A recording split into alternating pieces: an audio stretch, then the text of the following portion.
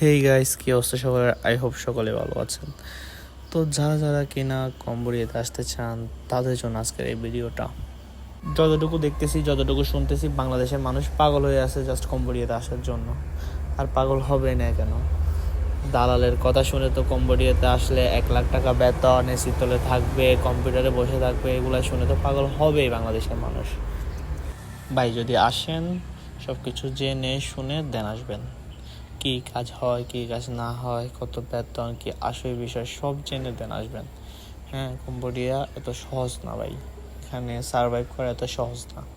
আর আমার থেকে যদি অপিনিয়ন নিতে চান, আমি বলবো বর্তমানে না আসাই বেটার বেটার বেটার।